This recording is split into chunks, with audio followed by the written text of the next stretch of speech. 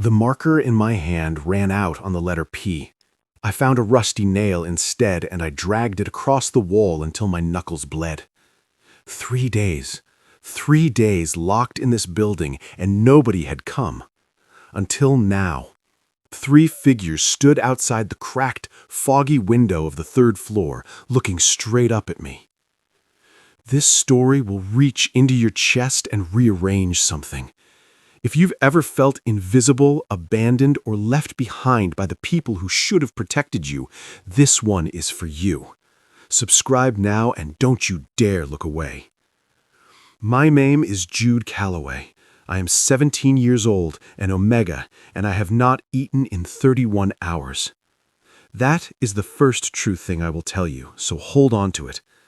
The second true thing, my stepbrother Dax locked me in here, the old Calloway warehouse on the edge of town, and he told me he'd be back in a week. He smiled when he said it. That kind of smile that doesn't reach the eyes, that curls at one side like it knows exactly what it's doing to you. The third true thing, and this one I'm still figuring out, is that something is happening inside me. Something that started on the second night, when the building went quiet and the darkness turned thick and the air changed. Something beneath my ribs that hums and shifts and pulls like a second heartbeat learning its rhythm for the first time. Like a door that nobody told me existed is trying to unlock itself from the inside. But I couldn't let it open. Every time it surged, I pulled back, scared of it, scared of what it meant. Now I'm standing at the 3rd floor window with dried blood on my knuckles and the word help scratched into the dirty wall in letters 2 feet tall. And 3 boys are standing in the parking lot below, looking up. Not just looking, staring. They are identical in height, in the width of their shoulders, in the way they go completely still when they see me. Triplets. All 3 of them wearing different colors. One in a gray hoodie, one in a dark navy jacket, one in a beaten-up red flannel. Their faces are tilted up, and even from 3 floors above them I can see the exact moment all 3 of their expressions shift from curiosity to something else entirely. Something sharp, something urgent. The one in the gray hoodie takes a single step forward. I press my palm to the glass. And then, I am not exaggerating, I am not imagining it, I watched it with my own eyes. The one in the red flannel turns to the other 2, says something I can't hear, and all 3 of them start walking toward the building.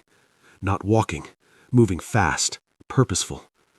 The gray hoodie one pulls out a tool, I can't tell what, and jams it into the padlocked main door. It opens in 4 seconds. 4. I back away from the window.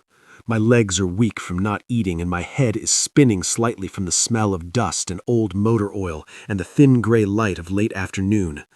The humming under my ribs gets louder. Stop, I tell it, not now. I don't know these boys. I have never seen them before. They could be anyone. They could be Dax's friends sent here to check on me, to report back that I haven't escaped yet, to laugh at me. Footsteps on the stairs.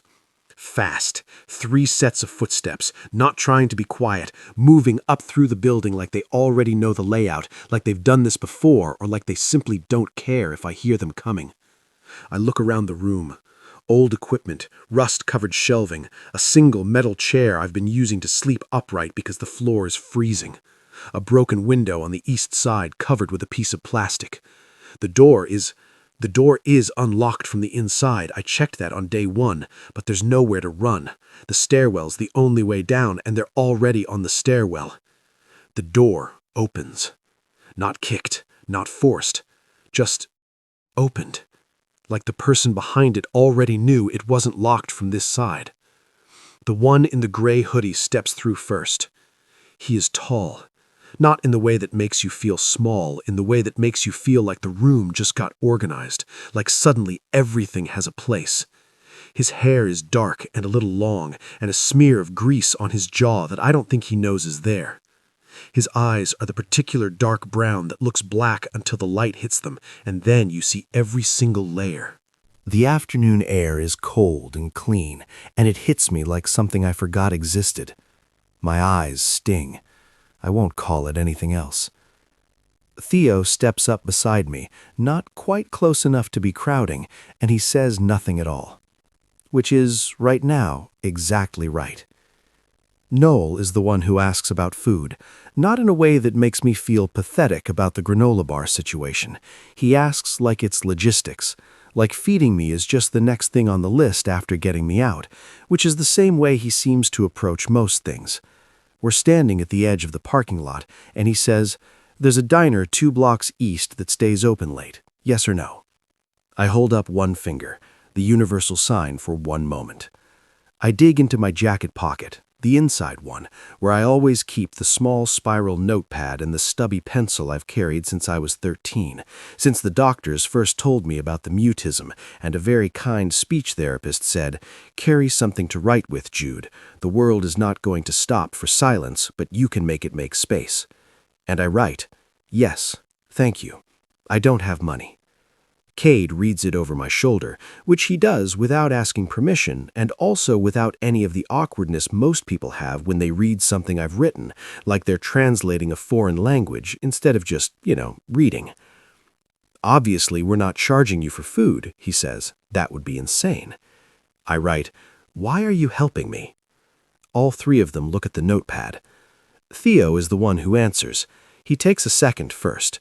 I'm noticing he always takes a second, like he actually thinks about what he's going to say before he says it, which is rarer than it should be. "Because you asked," he says. "You wrote it on the wall. That was a real ask, and real asks deserve a real response." I stare at him. He looks back, calm. "Because you asked."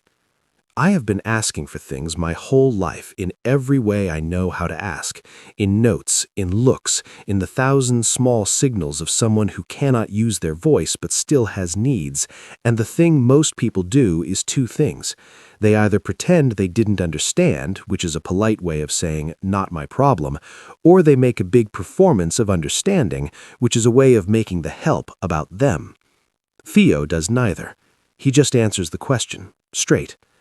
I write, "My name is Jude." "Jude," he says, trying the shape of it. "Okay, let's get you something real to eat, Jude." We walk the 2 blocks. I am between Noel and Cade, which I realize after a moment is deliberate. They've arranged themselves so that I'm not on the outside of any side, which means if anyone we pass wants to get to me, they have to go through one of them first. They're not making it obvious. It just is. I notice it. And the humming under my ribs goes quiet for a few seconds, not gone, just resting, like it decided for a moment that everything was okay. The diner is small and mostly empty at this hour. Vinyl booths, a counter with spinning stools, a wall of windows looking out at the street. The person behind the counter, a middle-aged man with a gray beard who Cade calls Mr. Pete, takes one look at our group and slides 4 water glasses onto the counter without being asked. We take a booth. I sit across from Theo, who has Noel next to him. Cade slides in beside me and immediately starts looking at the menu like it's a document requiring full focus. Mr. Pete comes over, looks at me, looks at my hands, which still have dried blood on the knuckles. "Kitchen sink?" he asks. This is apparently a menu item and not a commentary on my appearance. I don't know what a kitchen sink is, but it sounds comprehensive, so I nod. He nods back, writes it down, doesn't ask any other questions. I write in my notepad, "Where are we?" Noel reads it. "East Harton. You were in the old Callaway warehouse." I know. It's my family's building, or it was before my stepfather's company was going under and everything started falling apart, before Dax decided the best way to solve his problems was to make me disappear for a week while he sorted things out. I write, "Do you know the Callaway family?" Something shifts in all three of them. Theo leans forward slightly. "We know of them, the company. There was a deal last year. The East Side Youth Center almost lost its lease because of a redevelopment bid that the Callaway company put forward. It didn't go through." He says it without bitterness, just information. I write, "I'm Jude Callaway, the stepson." Nobody reacts badly. Nobody reacts at all, for a full 3 seconds, and then Cade says, "The one who—" He stops himself. "The one who what?" Theo asks him. Cade puts the menu down, looks at me. A few months ago, at the community center fundraiser, someone donated anonymously. Big donation, enough to cover the lease for 2 years. Mr. Pete, he nods toward the counter, he told us the money came from a Callaway account, but not the main business one, a personal one. I look at the table.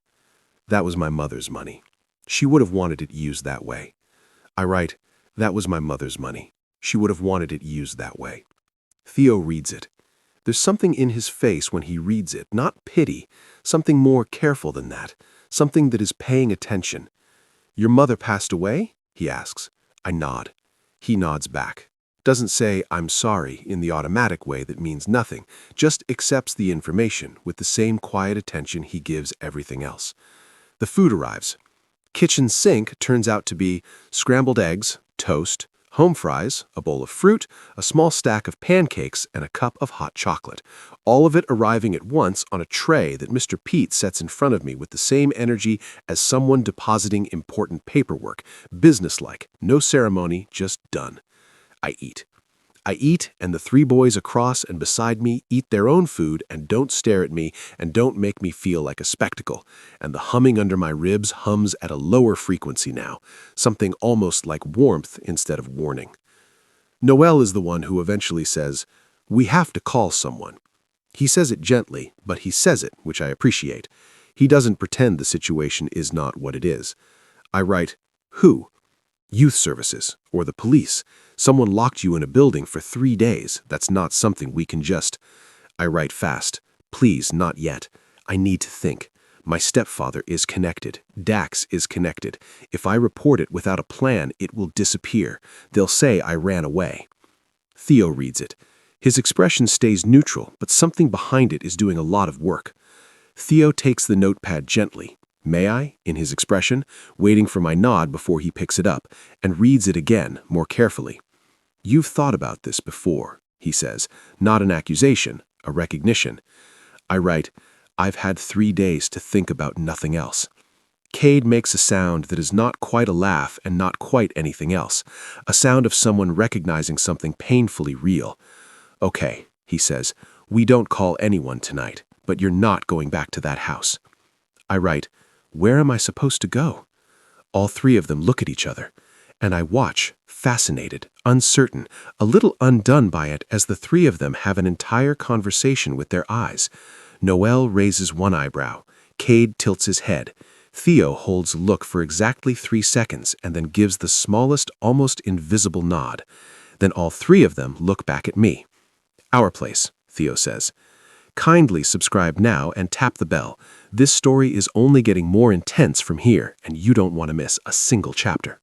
Their apartment is on the 4th floor of a building that has seen better decades but keeps itself clean the way people do when they don't have much but take pride in what they have.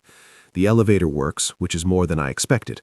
The hallway smells like laundry detergent and someone's cooking from behind a door marked 4C. Their door is 4F. Cade unlocks it and I follow them in, and the first thing I think is, 3 people live here and not one of them has the same organizational system. It is not messy, but it is clearly, visibly, immediately the product of 3 different minds existing in the same space.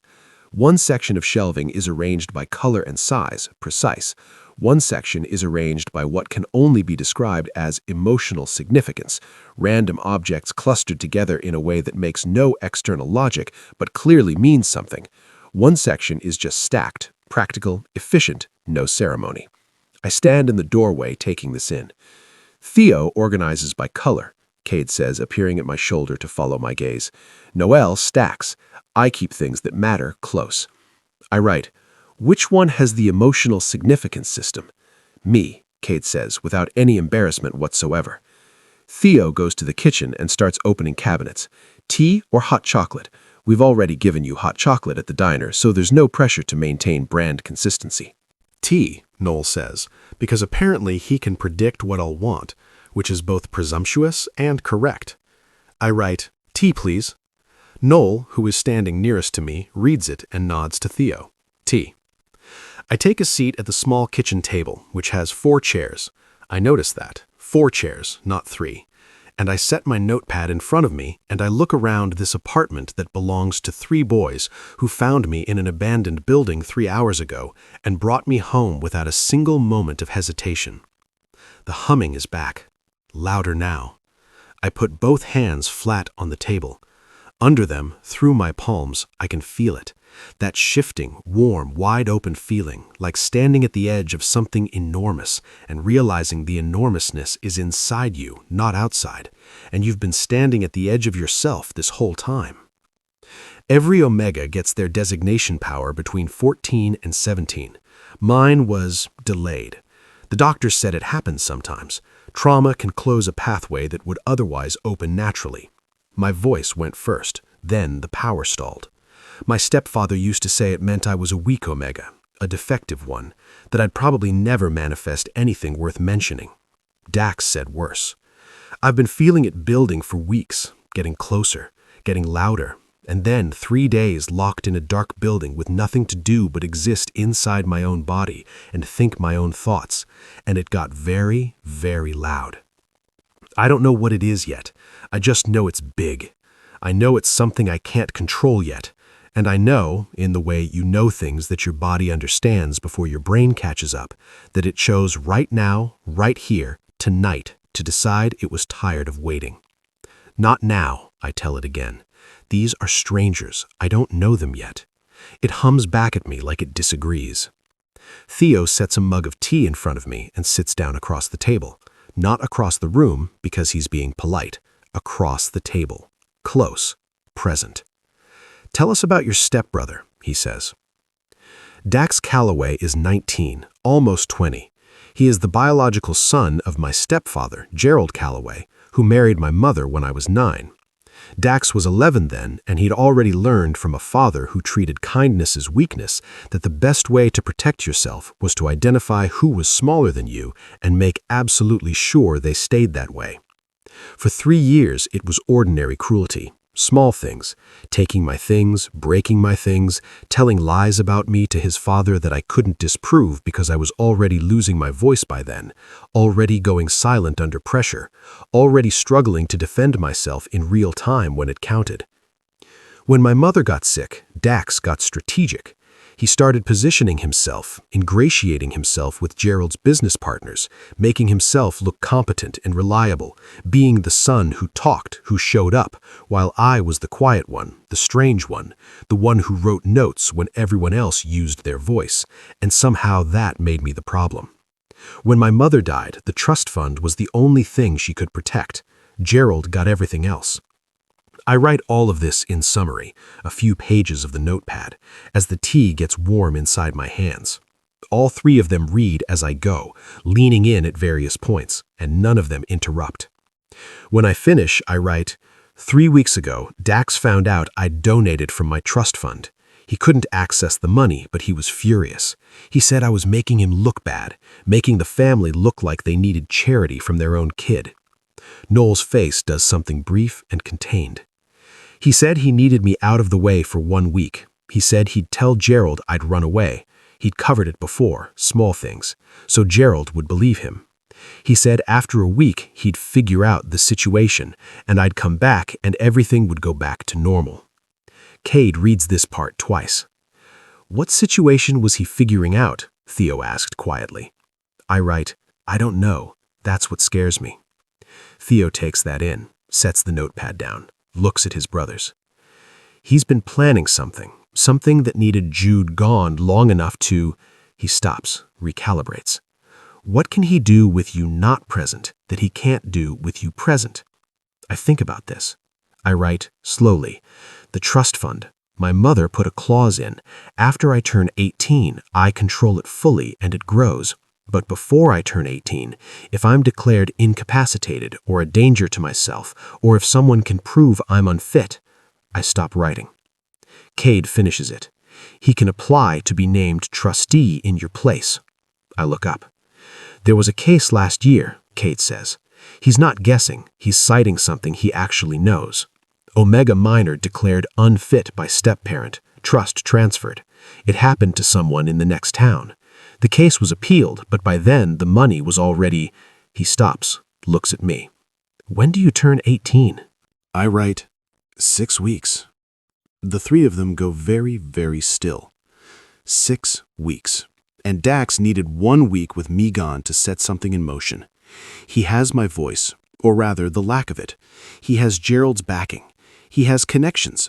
If he files the paperwork while I'm missing, if he gets a doctor to sign something, if he gets Gerald to co-sign, by the time I got out, it could be done, or close to done. I feel the humming surge, hard, fast, almost painful, and I grip the mug. Theo's hand lands on the table next to mine. Not on mine, next to it. Close enough that I could feel the warmth of it. Not grabbing, not holding, just there. Stop, he says, and it takes me a second to realize he's not talking to me. He's looking at the mug, at the way the tea inside it is rippling very slightly in a way that has nothing to do with the table being uneven. He's looking at the way the air around my hands has gone slightly different, warmer somehow, with a quality to it like the moment before a storm when everything goes very still and very aware. He looks up at me. I am absolutely rigid with the effort of holding it back. You don't have to hold it, he says. I write with a shaking hand. I don't know what it is yet. It might be dangerous. Might be, he says, but you've been holding it for how long? I write, weeks. And it's getting harder. Not a question, he can see it. I write, yes. He looks at his brothers. Cade nods once. Noel looks at me with that twice-processing stillness of his, and then he says, the living room is clear, nothing breakable within 10 feet of the couch. It takes me a moment to understand what he's offering. They're clearing space for me, for something I don't even know the shape of, something that might be frightening, something that a lot of people would tell me to suppress, to control, to carry alone and out of sight because my particular kind of different has always been treated like a problem to be managed rather than a thing that belongs to me. And 3 strangers from a diner 2 blocks from an abandoned building are saying, we cleared the room. I look at Theo. He looks back. You don't have to, he says. It's just an option, but it's there. I pick up the mug. I drink the rest of the tea. I put the mug down carefully. Then I get up and walk to the living room. I sit in the middle of the cleared space, cross-legged on the floor. The 3 of them arrange themselves at the edges of the room, not close, not crowding, but not absent either. I can see them from any direction, 3 steady presences at the periphery, and something about that arrangement, that deliberate triangulation, makes the humming ease slightly, like it was scared of doing this alone. Okay, I tell it, show me. For a second, nothing happens. Then, my hands. The dried blood on my knuckles from the rusty nail. It lights up first, a faint gold white, the color of midwinter sun through frosted glass. Then up my wrists, my forearms, like something flowing upward instead of down. I don't know what the word is yet. I feel everything. I feel the room around me, not physically, not like touching walls, more like understanding, like the space itself, the air and the light and the presence of 3 people I've known for 3 hours is speaking in a language I've always had the ear for but never found the words to speak back in. It is not sight. It is not sound. It is closer to what happens when you walk into a room and immediately know the mood of everyone in it, except amplified, clarified, spread out into something that fills the space from floor to ceiling and tells me, Theo's energy is controlled worry wrapped around something much older, a specific kind of ache that comes from watching people get hurt when you could have helped faster. Cade's loyalty is fiercer. It has teeth, the kind that makes you do things that other people think are reckless because to you they're just obvious. Noel's energy is the quietest and deepest, a reservoir rather than a current, holding more than it shows. I feel all of this in the space of one exhale. And then the gold-white light fades, and the humming quiets, and I'm sitting on the floor of a stranger's apartment with my hands in my lap, and something settled in my chest for the first time in years. Like the locked door didn't open so much as it just became a wall that wasn't there anymore. Silence. Then Cade says, "That was you doing that?" I pick up my notepad. I write, "I think so. I don't fully understand it yet." Noel, still at the edge of the room, says quietly, "Empathic resonance. High class, that's—" He stops. Something crosses his face that I can't quite read. That's rare, Jude. That's one of the rarest Omega gifts there is. I look at him. He looks back. That deep, twice-processing stillness. That's also, he says, the kind of thing someone might lock a person in a building to prevent from emerging. I sleep on their couch that night. I don't sleep well. Old habit. I haven't slept well since my mother died, since the house became a place that required vigilance instead of rest. But I sleep enough, which is a different category. And when I wake to gray morning light and the sound of someone in the kitchen, I lie still for a moment and take stock. I am safe. I am fed. I am in a room with people who, 6 hours ago, tore the door off a building to get to me because I asked. The trust fund, Dax's plan, the 6 weeks, the gift. I sit up. Noel is in the kitchen. He's the earliest riser, I'll learn. He's always up before anyone else, not because he has insomnia, but because he's built for the pre-dawn quiet, for the hour when the world is just itself without anyone performing in it. He's making coffee, and when he hears me sit up, he doesn't turn around, just says, "There's a spare toothbrush under the sink. Orange packaging." I find it, use it, come back to the kitchen and sit at the table. He puts coffee in front of me without asking. Then he sits down with his own cup and he opens a folder that was on the counter, a blue paper folder with something printed in small type on the front, and he slides it across to me. I look at it. It's a case file, printed from a legal database, I think. The one he mentioned last night. The Omega Miner, the trust transfer. He's done more research since last night. There are highlights, handwritten notes in the margins in precise, small handwriting. I look up at him. I study pre-law, he says. Night classes. I started 18 months ago. He takes a sip of his coffee. The case precedent for what Dax is attempting has 3 requirements. First, a medical declaration of incapacity or unfitness. Second, a cosigner with legal standing, which for a minor is the remaining parent or guardian. Third, he taps the third line, which he's underlined twice, a 7-day waiting period after the initial filing before it can be challenged. I do the math immediately. I write, he locked me in for a week. If he filed the day he locked me in, 3 days have passed, which means he's 4 days into a 7-day window. I write, can it be stopped? Yes, but the window to respond closes at the end of the 7th day. We have 4 days. He sets down his cup.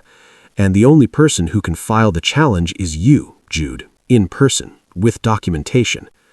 I write, I don't have documents. He has everything. Gerald has everything. Not everything, Noel says. He turns another page in the folder. The trust itself, your mother's original documentation, is held by the attorney who set it up, not by the Callaway estate. Standard practice for this type of trust. The attorney is legally bound to preserve your interests. I stare at him. I write, you found all of this since last night? I don't sleep much, he says. Not as a complaint, just a fact. I write, why are you doing this, really? You don't know me. He considers the question, takes his time with it the way Theo takes his time with words. Because, he says finally, someone should have done it sooner, and the fact that no one did isn't something I can fix retroactively, but I can make the window. I look at the folder. I write, who's the attorney? He turns to the last page. A name, an address, an office 6 miles away. I write, today? Today, he says. Theo and Kate are up by 7. Theo makes breakfast, actual breakfast, eggs and toast and cut-up apple, efficient and without drama, and eats standing at the counter while he reads something on his phone. Kate appears last, still pulling on a jacket, grabs a piece of toast, reads the folder over Noel's shoulder in 2 minutes flat and says, we need a plan before we walk into that office. I write, what kind of plan? The what do we say kind, Kate says. He sits down. The attorney is bound to act in your interest, but they don't know you're here. They may have already received communication from the Callaway side. We walk in unprepared and someone makes a call before we're ready. Dax doesn't know Jude is out, Theo says. He's still reading his phone. Think about it, he says. He locked Jude in on a Wednesday. He told Jude he'd be back in a week. That means his whole plan, whatever documentation he's filing, whatever timeline he's working on, is built around Jude being in that building for a full 7 days. He doesn't know anyone found him. He doesn't know it's been 3 days and Jude is already out. Silence.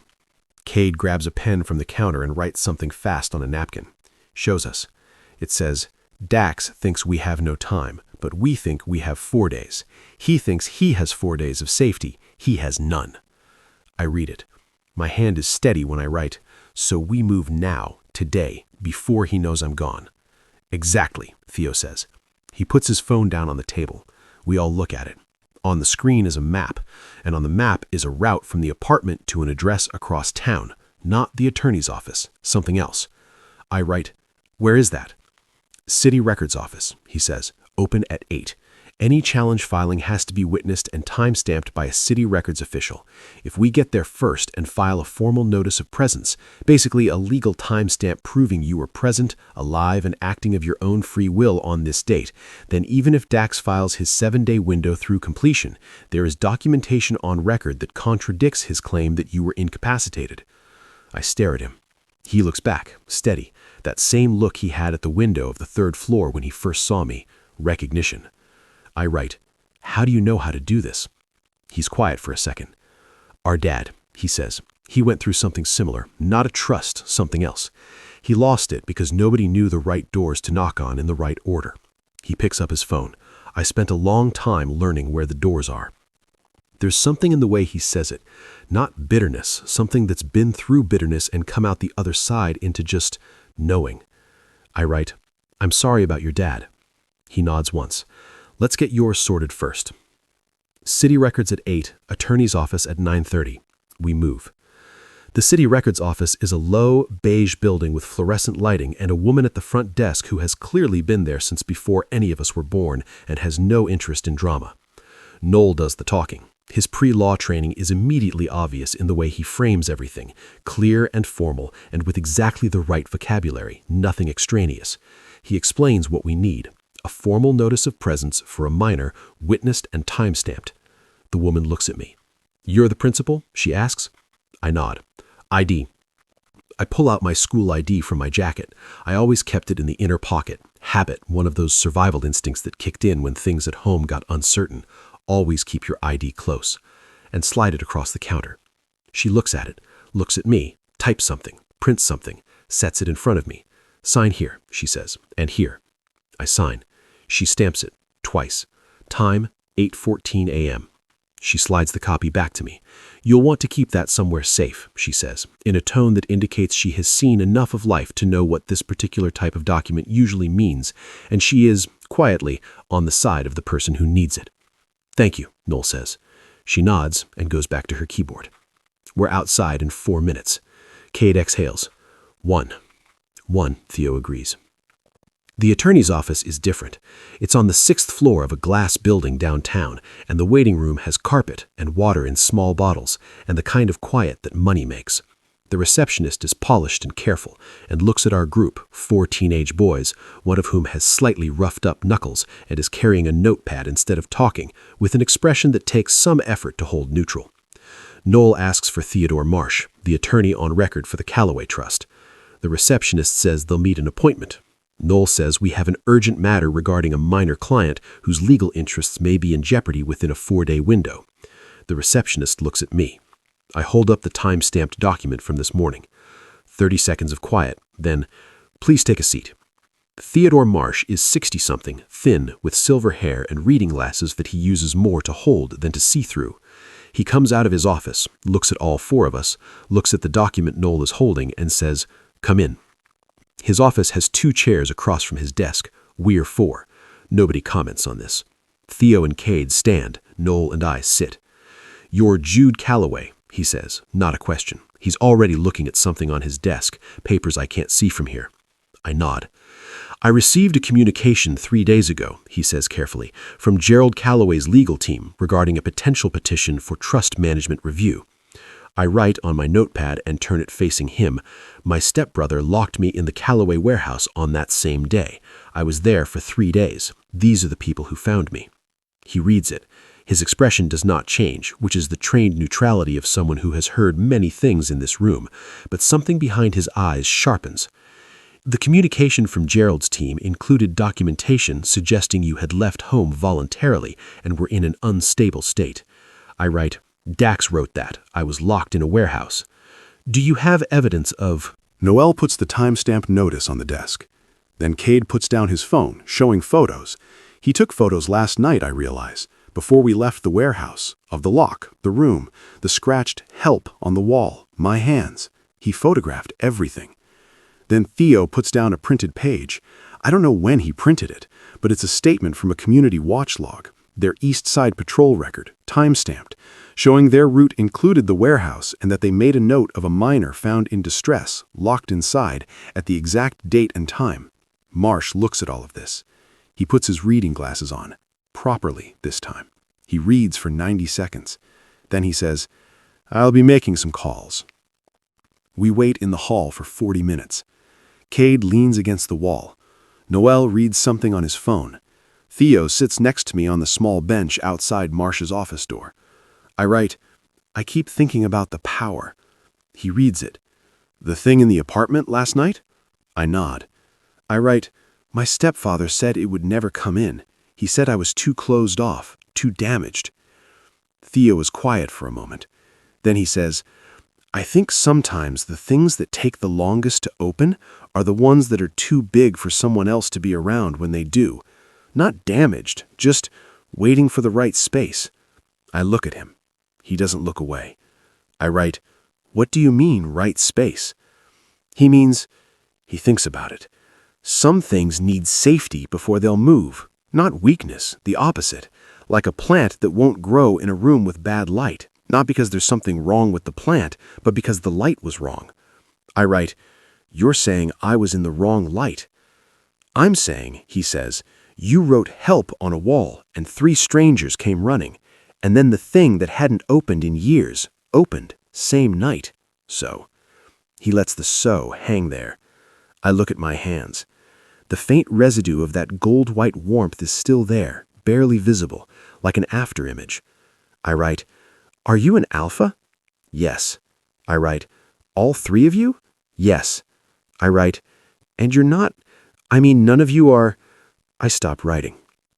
It's a strange thing to try to write the thing I'm trying to ask, afraid of me, or put off by the gift, or trying to use it for something, or treating me like I'm fragile because of it. Theo reads the incomplete sentence, reads it again. No, he says simply, and then after a second, I think what you have is extraordinary, Jude. I think it's going to take work to understand it, and I think you'll probably need time and space to figure out what it means. And I think, he pauses, in the careful, considered way he always does, I think the right people aren't scared of extraordinary things. They just pay closer attention. I stare at the notepad. I write very small in the corner of the page, you're paying closer attention. He reads it. He doesn't say anything, but the smallest thing happens at the corner of his mouth. Not a smile exactly, something quieter and more real than a smile. You're 4 chapters deep. Do yourself the favor of hitting that subscribe button right now so you don't lose this story in your feed. Marsh's door opens. He stands in the frame and his expression is different now from when we first came in. Still composed, but with a purposeful quality beneath it. The look of someone who has made a decision and is comfortable with it. The petition filed by Gerald Calloway's team included forged documentation. I've identified at least 2 irregularities in the medical declaration. The signing physician isn't licensed in this state, and the signature on the declaration of incapacity doesn't match the format required by statute. He looks at me. The petition has no legal standing. It can be voided. I don't have a word for what I feel. The gold-white hums through my hands and up my arms, not out of control, just present, like my gift is feeling the same thing I'm feeling and doesn't know how to not respond to it. However, Marsh says, I strongly recommend you not return to the Calloway residence. Gerald is likely to know by end of day that this attempt failed and that you're no longer in the warehouse. I'd like to arrange a formal welfare check and temporary placement through proper channels immediately. He looks at the 3 boys with me. Are you willing to serve as references? Cade, yes. Noel, of course. Theo looks at me. Only if Jude wants that. Marsh looks at me. I write on the notepad, turn it to face him. Yes, please. The welfare check happens that afternoon. A woman named Miss Truitt from the county office meets us at a neutral location, a community room at the East Side Center, which the boys know well enough that they immediately go to the supply closet and bring out folding chairs without being asked. Miss Truitt is brisk and organized and asks me questions by offering me a printed form to write my answers on, which she does without making any issue of it, as if she accommodates communication differences 6 times a day, which she probably does. I answer everything. All of it.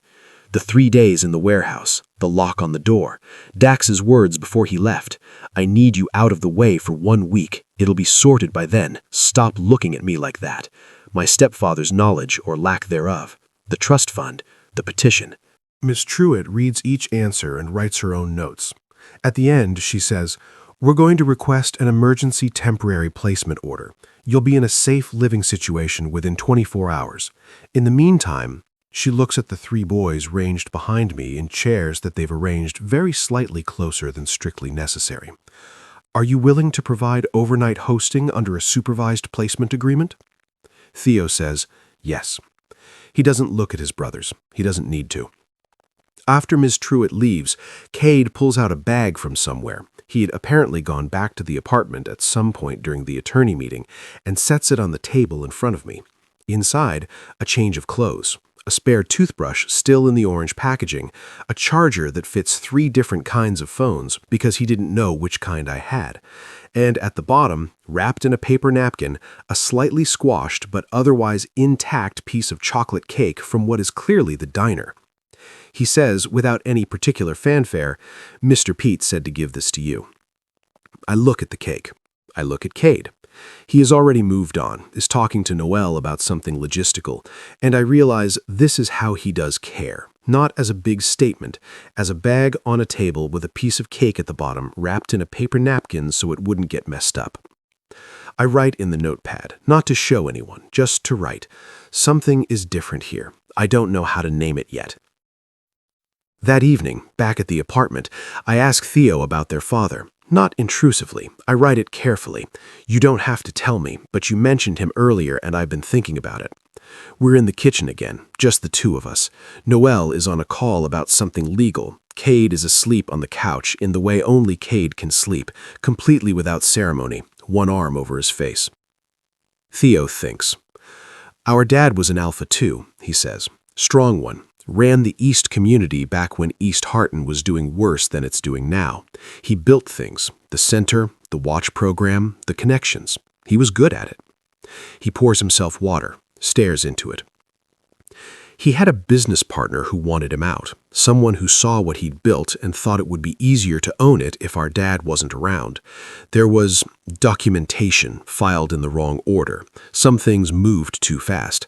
By the time we understood what was happening, the center had been quietly transferred out of his name, and our dad was fighting a legal case he didn't have the resources to fight. He looks up. He's okay. He's fine. He moved to the west side. He does different work now. But that version of him, the one who built those things, that got taken. And he stops. "I spent a long time thinking if I'd known more, understood faster, moved first." He doesn't finish it. I write, "That's why you knew what doors to knock on." "Yeah." I write, "Does he know what you do? The watch program, the legal studying, all of it?" "Noel does it for different reasons," Theo says. "Cade does it because it's the obvious right thing to do and he can't imagine why anyone would do otherwise.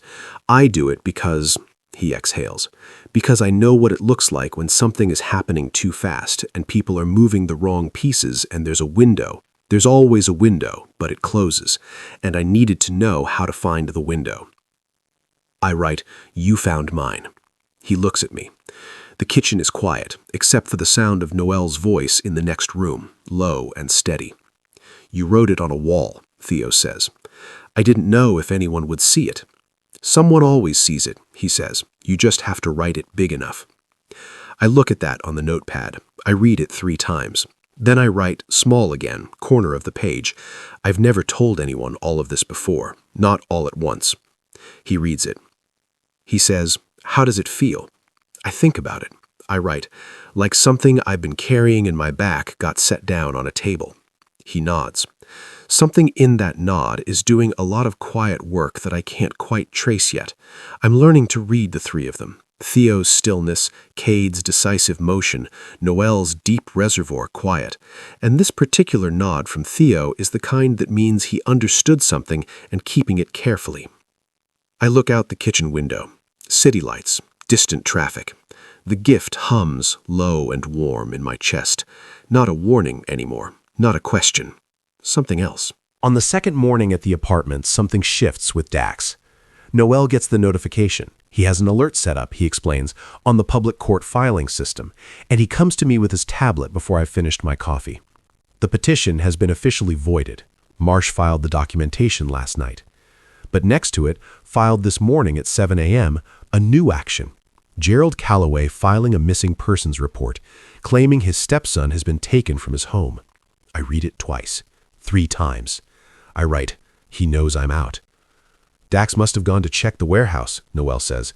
"When he found you gone, he panicked," Cade says. He's behind Noel, reading over his shoulder. "The petition didn't work, so now he's trying the next thing." I write, "A missing persons report means police. They'll come here. They'll come to us as known contacts," Thier says.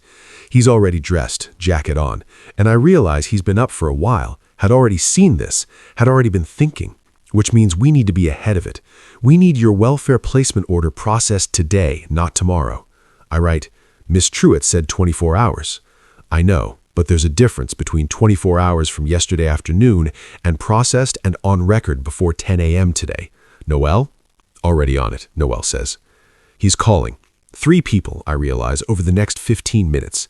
Miss Truitt directly, Marsh's office, and someone he refers to only as the community advocate on our board, which turns out to be a tall, serious man named Mr. George, who walks into the community center at 9 a.m. with a briefcase and a no-nonsense face and shakes all our hands and says, "Let's get this done."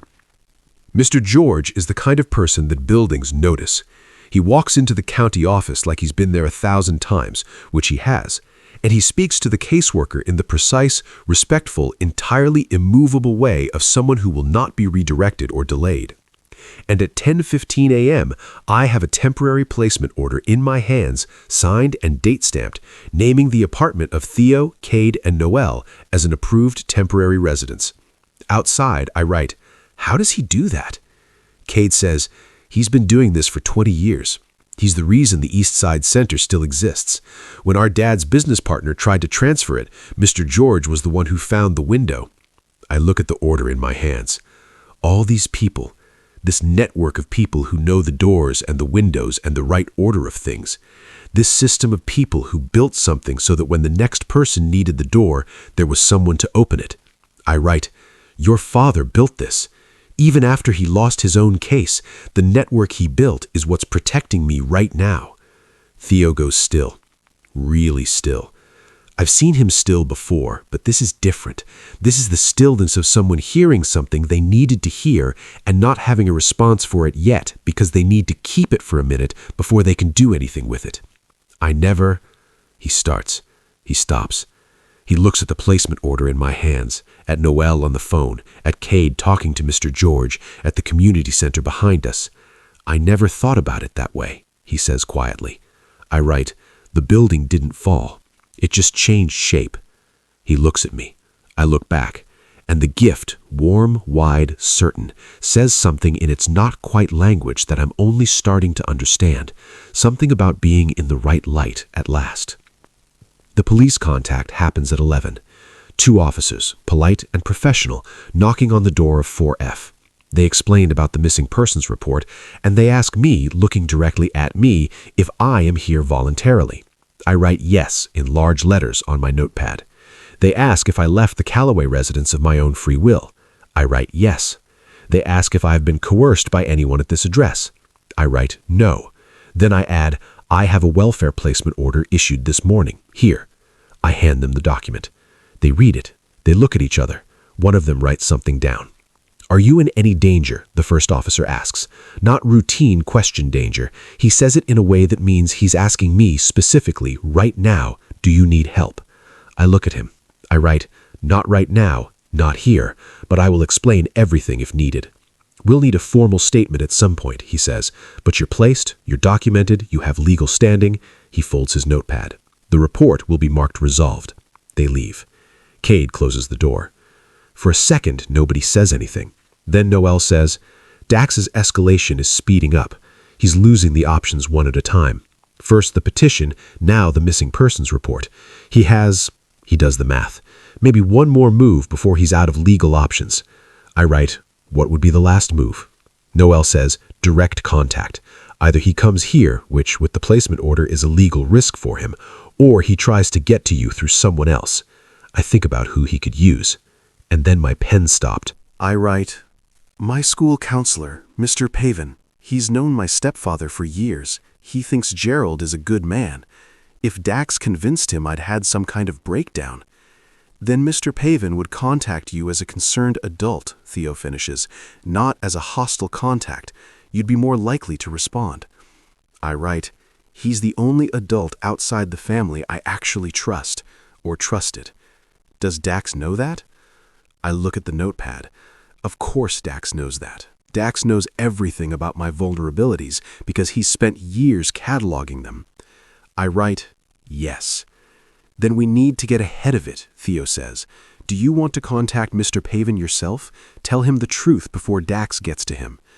I stare at the blank page. Mr. Pavin, the first adult who ever gave me a sign language dictionary unprompted, who put sticky notes on my desk that said, "I can read the room, Jude," and "You're doing well on bad days," who looked at my silence like it was a form of speech he was still learning, rather than a failure. If Dax got to him first, twisted the story, I'd lose that. I'd lose the only person in the school system who actually saw me. I write, "Yes, I want to tell him myself." Theo says, "We'll go with you." I write, "You don't have to." "We'll go with you," he says again. Calm, settled, not negotiating. I put the pen down. I nod. Mr. Pavin's home address is in the school directory. He'd given it to students who needed it to reach him outside of hours, another small act of care that I'd filed away and kept. We call first. His voice on the phone when Cade holds it near me and Noel explains that I need to speak with him urgently and I cannot come alone, is confused but immediately concerned in the way of someone who actually cares about the students he works with. "Come at 2, he says. "I'll be here." His home is a small brown house on a street with big trees. He opens the door before we've even reached the porch, and when he sees me, something in his face does what adults' faces do when they've been worried about someone for longer than the someone knew. "Jude," he says. I wave, small. He steps back and lets all 4 of us in. His kitchen is warm and smells like the spiced tea he always keeps in a thermos on his desk at school. He puts the kettle on without asking anyone, and we sit at his table, a bigger table than the boys' apartment, a family table, 6 chairs, and he looks at all of us and then back at me. "Start from the beginning," he says. I write for 7 minutes straight. Everything. No summary, no edited version.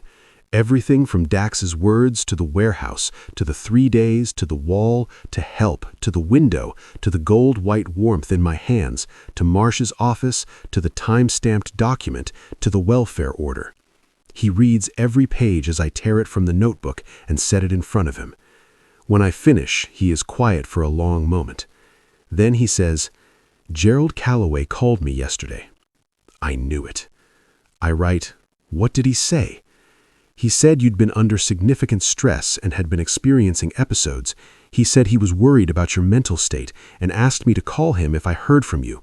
He folds his hands on the table. "He was very convincing. He sounded like a worried father." I write, "He's had practice." Mr. Pavin looks at that for a moment. "I didn't call him," he says. "I want you to know that. I told him I would need to speak with you directly before I could provide any information, and I left it there. But I won't pretend that if he'd called again, if I hadn't heard from you—" I know, he's good at this. I'm not angry at you. He looks at me over the notepad. You should be a little angry at me, he says quietly. I've known your home situation was difficult for years, Jude. I didn't push hard enough. I told myself... He stops, takes a breath. I told myself you were managing, that you had things under control, and that was easier for me than asking harder questions. I look at him.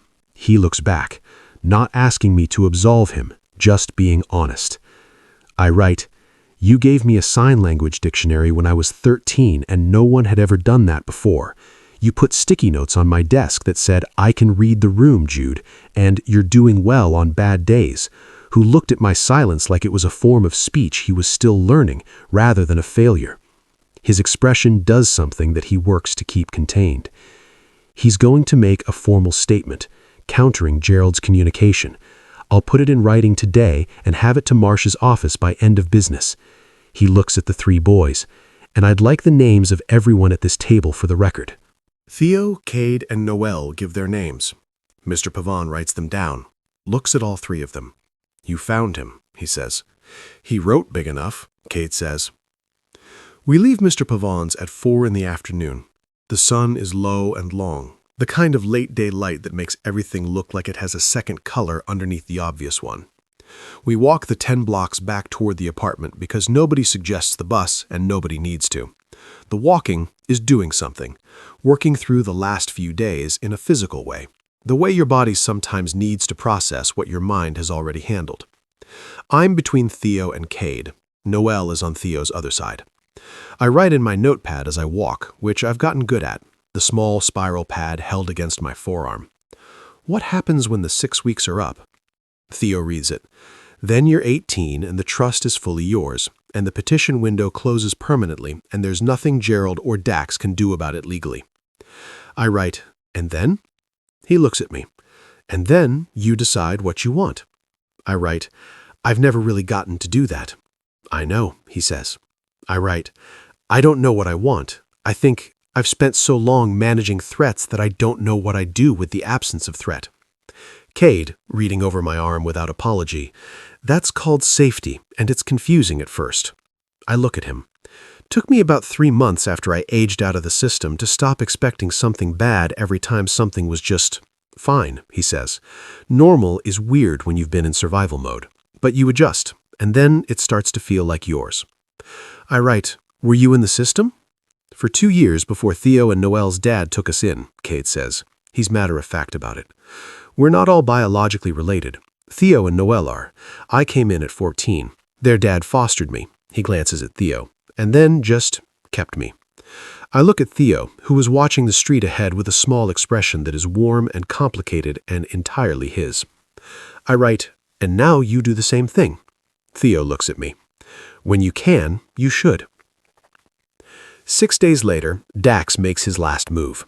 I'm at the community center. Ms. Truitt has arranged a temporary school transfer while the placement is active, and I've been attending classes at East Harton Secondary, which is quieter than my old school and has a note-to-speech app on all the class tablets that nobody made a production of explaining to me. When my notepad buzzes. Not my notepad, my phone, which Cade found a charger for and which has been tentatively, cautiously active since day 2 at the apartment. Unknown caller. I watch it ring. It rings 4 times. Then a text arrives from the same number. Jude, this is Dax. We need to talk. Not what you think. Please. I stare at this. I don't respond. 3 minutes later, another text. I know you got the order voided. I know Marsh filed the counter. I'm not fighting it. I need to say something. I stare at this one longer. Then I call Theo. He picks up in one ring. Show me the texts, he says when I've explained through Cade, who is next to me. I photograph and send them. Silence for a moment on the other end. Don't respond.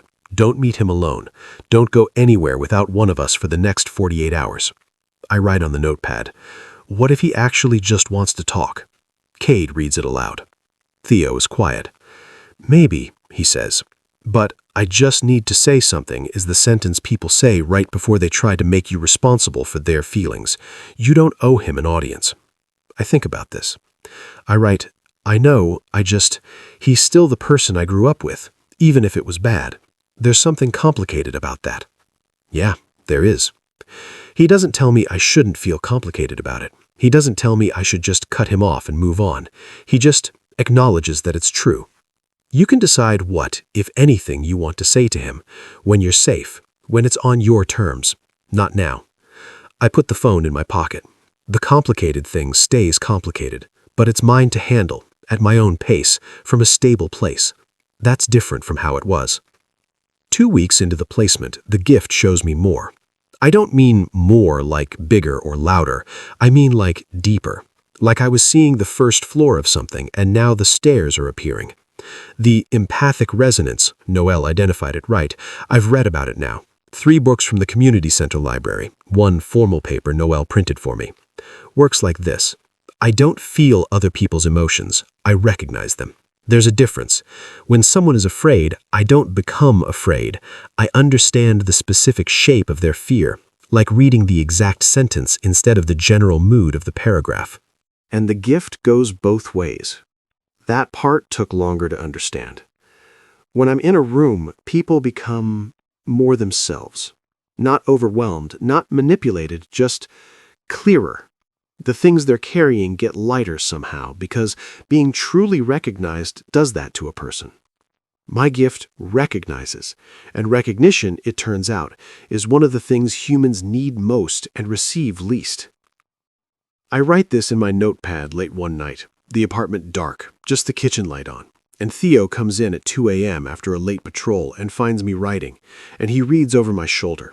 I've stopped minding when he does this, somewhere in the 2nd week, and he's quiet for a moment. Then he says, "This is what Dax was trying to prevent." I look up. "Not you," he says. "Not even the money. Not really. This. The gift becoming real. You understanding it. You knowing what you are." He sets his jacket on the counter. Because a Jude who knows what he is a Jude who doesn't need to be controlled. I write, he knew what it was before I did. Probably. Some people, they can smell potential they want to extinguish. He looks at me, but he was too slow. I write, because you found me first. Because you wrote it big enough, he says, for the 2nd time. This time I write underneath, I think I'd write it for you now even if I already knew I was safe. Not because I needed help, just because I wanted you to see it. He reads this. He goes still in that particular Theo way, the one that means something landed somewhere important and he's keeping it. Then he says, very quietly, "Good." And he takes a glass of water and goes to his room, and the apartment goes back to quiet. And I sit at the kitchen table in the pool of yellow light, and the gift hums in my chest like something that has finally stopped being afraid and started being glad. On my 18th birthday, 38 days after I scratched "help" into a dirty wall, the trust fund becomes fully mine. Marsh calls at exactly 9 a.m. and reads a statement that is mostly legal language but ends with, "Your mother structured this very carefully, Mr. Calamay. She anticipated that you would need it, and she made sure it was there." I sit on the apartment couch with my notepad in my lap, and I think about my mother, who I have not let myself think about in a sustained way in a long time, because thinking about her too directly felt like pressing on something that hadn't finished healing. She knew. She couldn't fix everything. She couldn't protect me from Gerald's coldness or Dax's cruelty or the years I'd navigate alone, but she built what she could build, and she aimed it at this exact moment, and it was there when I needed it. I write in the notepad, "She left me a door."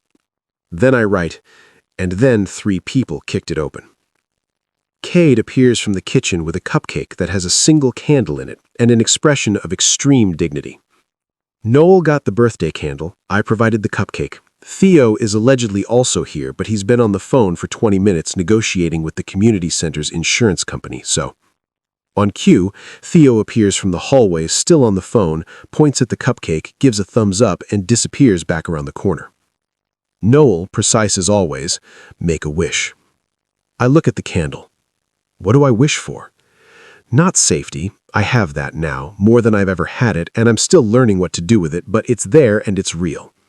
Not the gift. That's opening on its own daily, like a room adding walls and windows, and I don't need to wish for it. Not revenge on Gerald, not satisfaction, not the undoing of the last 4 years. I think about my mother's handwriting in the documents Marsh showed me. I think about Theo's face at the third-floor window. I think about Cade's bag with the cake at the bottom. I think about Noel in the pre-dawn kitchen with a folder of case law and a cup of coffee. I think about the building, dark, locked, 3 days, and the nail in my hand and the scratched letters bleeding red on gray, and the moment I looked down and saw 3 figures standing still in the parking lot, looking up, and the way all 3 of them started moving toward me. Not away, toward. I wish for forward, that's all, just forward, from here, into whatever comes next with the light that's right and the people who move toward. I lean in. I blow out the candle. The smoke curls up toward the ceiling, thin and quick, and then it's gone. Cade cuts the cupcake into 4 pieces with a kitchen knife and an expression of total mathematical seriousness. From the hallway, Theo's voice. "Tell them not to start without me." Noel, perfectly dry. "You're 7 seconds late." "I'm on the phone with—" 7 seconds. A pause. Theo rounds the corner with his phone in his pocket, sits down and takes his quarter of the cupcake like a person who has exactly 1 birthday's worth of dignity left and intends to use it. He looks at me. The corner of his mouth does that thing, that quiet, real thing that isn't quite a smile, but means more than one. "Happy birthday, Jude," he says. I pick up my pen. I write it in the notepad slowly, like I want to keep the shape of it. "Thank you. For all of it. For moving toward." I tear the page out. I set it in the middle of the table. All 3 of them read it. Cade reads it twice. Noel straightens slightly in his chair the way he does when something touches the part of him he keeps deep and still. Theo reads it and then looks at me with that recognition, that first look, that parking lot stare, that "I have been looking for you without knowing it." And he says nothing at all. Which, from Theo, is everything. The warrant for Dax's arrest comes 3 weeks later, filed on the basis of unlawful confinement of a minor and fraud in a legal proceeding, backed by Marsh's documentation and Mr. Pavan's formal statement, and the photos Cade took in the building, and the city records timestamp from 8:14 a.m. on the day after I was found. Gerald Calloway retains a lawyer and issues a public statement about family difficulties that says nothing and means nothing. Dax does not contest the charges. I don't feel triumphant about it. I thought I would. I thought the day Dax faced real consequences would feel like something large and sharp and deserved. But it just feels quiet, like a room that had been holding its breath finally exhales. Miss Truitt arranges a permanent placement, and I start looking at colleges with programs in empathic studies and community advocacy. Marsh helps me structure the trust into something long-term that my mother would have approved of. Some for education, some for the East Side Center, some for a small fund I'm quietly building for other Omegas going through similar situations who need legal help before they lose their window. I tell Theo about the fund on a Tuesday evening, walking the East Perimeter, their route, which I've started joining twice a week. He's quiet for a moment. Then, "Your mother left you a door." I've written that before. He read it on the birthday napkin. I write, and I want to leave doors for other people. He walks in silence for half a block. Then, "You know what the Calloway warehouse is?" I look at him. "The city condemned it last month. It's going to be demolished." I think about that. The 3rd floor, the rusty nail, the scratched letters in the gray dust of the wall. I write, "Good." "Yeah," he says. We keep walking. The night air is cold, and the streetlights cast long yellow lines across the pavement, and Theo walks the way he always walks, steady and present and paying close attention, and I walk beside him in the quiet that we've made between us over 47 days, a quiet that isn't empty but full, the way good silences always are, the kind that doesn't ask for anything from you except to be in it. My gift hums, low, warm, certain, not a door straining anymore, not a locked thing afraid of the dark, just mine, just alive, just glad. Weeks later, I go back to the demolished site. Just once. There's nothing left. The building is rubble, The walls gone, the third floor a memory. They've already started clearing it for something new. A sign at the edge of the lot says, Future Site, East Harton Community Development Center Phase 2. I stand at the edge of the lot. Cade is to my left, Noel is to my right. Theo is behind me, close enough that I can feel his presence like a warm current. I look at the rubble. Somewhere in there, buried under concrete and rust, a dirty wall with HELP scratched into it in letters 2 feet tall, bleeding rusty nail marks. I wrote it without knowing if anyone was looking. I wrote it because I had to, because you keep going when you can keep going, because the thing in you that refuses to disappear keeps moving even when your voice is gone and the walls are dirty and the light is almost out. And someone looked up. I don't write anything in my notepad. I don't need to. I just stand there, at the edge of the lot where a building used to be with 3 boys who tore the walls down just because I asked, and I let the gift fill the space between all 4 of us. Gold white, warm, wide. And it says what it always says, in its not quite language that I'm still learning. You are here. You are known. This is what it feels like when the light is right. I breathe in. I breathe out. Forward. The boy who had no voice wrote 1 word on a dirty wall, and it changed everything. If this story found you at the right moment, if it said something you needed to hear, then share it with someone who needs it too. Leave this video running for someone who has been carrying something alone for too long. This story belongs to every person who ever wrote their truth somewhere not knowing if anyone was watching. Someone always is.